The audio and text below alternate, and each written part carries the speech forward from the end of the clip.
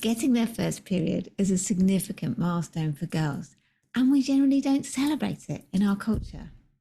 Instead, it's met with embarrassment, with euphemisms, with the impression that it's something to hide. We have discreet packaging and something to be ashamed of. It's one symptom of a culture that doesn't celebrate women, that teaches girls to be ashamed of their bodies, of how they look, their size, their shape, and their natural functions. One big research study in 2018 showed that between the ages of 8 and 14, girls' self-confidence falls by as much as a third. Boys had a small drop, but nothing like the drop that occurred for girls. Until the age of 12, there was virtually no difference between boys and girls in terms of self-confidence. But because of this drop during puberty, by the age of 14, the average girl was nearly 30% less confident than the average boy. Girls were far more likely to describe themselves as stressed, anxious, and ugly than boys were. And yet, this stage of life corresponds to springtime in the seasons of a woman. If we think about the overall pattern of life corresponding to the 4 seasons, the exuberance of spring from puberty to around about age 25, summer being full maturity and expression from 25 to about 45, autumn corresponding to perimenopause and the midlife awakening, and winter being the wisdom years after about age 65. I'll talk about the other stages in videos to come.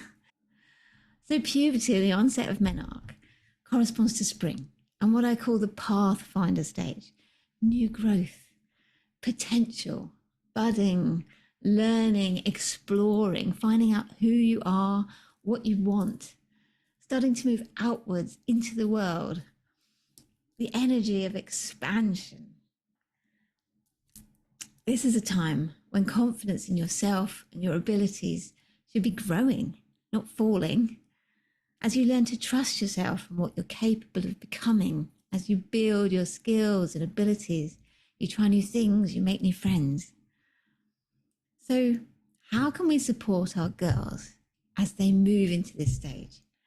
Help them to feel more confident, less judgment of themselves and of their changing bodies.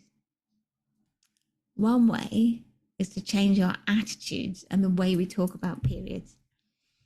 How would it look to celebrate the onset of menarche, to talk about it as something positive, a sign of her coming into her creative power as a woman, that all that generative womb power is now awakening, and not to be used just for reproduction, but for all her potential to create goals, projects, planning, creativity, art, to acknowledge her as no longer a child, but an explorer, a pathfinder, finding her way towards adulthood.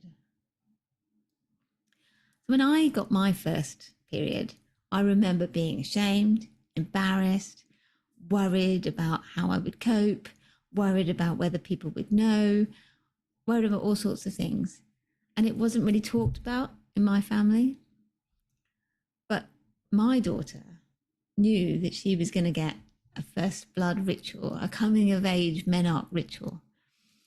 And when she finally had her first period, she was staying with my mother at the time, and she rang me really excited, like, it's happened, it's actually happened, and now we can start planning the ritual. Just that small shift made so much difference in how she viewed this portal in her life. Is it something that you welcome, or is it something that you fear? So ritualizing this life transition, acknowledging it as a rite of passage, symbolically welcoming a girl into the community of older women, can be so powerful. Some research has also shown that girls who have this changing status acknowledged clearly in a way that feels validating, have less of a need to rebel and act out in order to try and force their carers to see that they're no longer a child. it's acknowledged that she's no longer a child. She doesn't have to do that. And that was certainly my experience with my own daughter. Her teenage years were actually pretty smooth. Asking her about her experiences, she shared that the acknowledgement of the changes she was going through helped her to normalize them and feel okay. So, some ideas. What can we do in First Club rituals? What do they look like? I like to think of a ritual as a story. These rituals tell the story of leaving behind one phase of life and stepping into another. And every ritual is personal to the needs of those who are involved, but elements that you might like to include are maybe blessings for the path ahead. I use all 4 elements, but it's not needed. Maybe a consideration of what is going to be left behind. Maybe you might like to ritually ask her. Maybe she might like to put aside something of childhood if that's what she chooses to do. Stepping over some kind of symbolic threshold, be that an archway of people's hands, a broomstick to jump over, a passage or a marked path to walk along, stepping stones, and then an acknowledgement of the new status. So this might be marked with maybe a piece of clothing or jewelry, a flower crown, a gift that means something to her. And finally, the community element feels really important. The welcoming and acknowledgement of her new status by friends and family. Maybe they might want to give words of congratulations, of celebration or advice, maybe gifts, maybe hugs, whatever feels right. And of course, sharing food and drink after the ritual is always a big part of any celebration. So these things can be very simple. My daughter's was a blessing, a meditation, and then a gathering with older women to give all the advice they wish they had when they were her age. And I've had a friend share with me a First Club ritual that she went to, where the mother and daughter went down to the beach and they tied their hands together with thread and they ran together along the beach. And when the mother couldn't run any further, the daughter cut the thread and kept running. The symbolism of that and the beauty and the simplicity of that. These rituals can be anything that you need them to be.